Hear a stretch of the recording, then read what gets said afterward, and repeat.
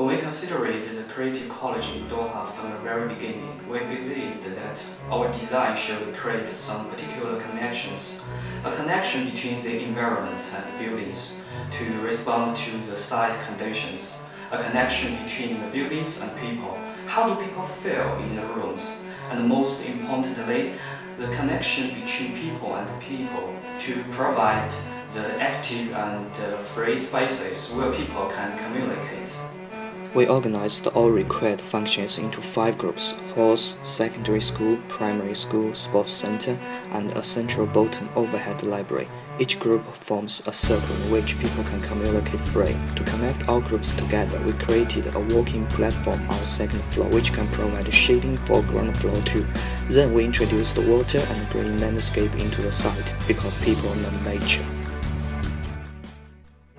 Low energy consumption is one of the key goals of our design. In Doha, people suffer from the high air temperature, and space cooling is widely used, accounting for nearly half of the total energy consumption in buildings.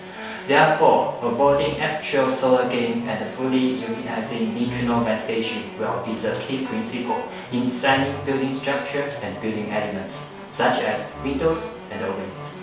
Therefore, we try to set more windows on the internal facade instead of the outer facade to ensure the indoor luminous environment, and the atrium has been widely used in our design to assist internal ventilation.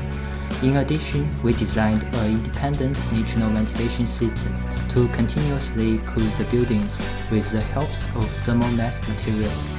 In terms of windows, avoiding direct skylight and reflecting it into the rooms are the key principles. When we consider the connection between the environment and building, we are aiming to reach the target of energy saving and using renewable technologies.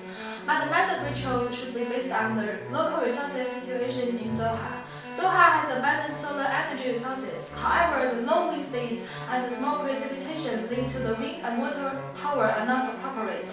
Therefore, in our design, we take full advantage of the solar energy and use GTHP as a supplementary measure. A rooftop PV array helps provide the electricity requirements of the buildings, whilst shading the roof to limit solar heat gains. According to the solar altitude angle, we try to make inclination of the PV panels as small as possible.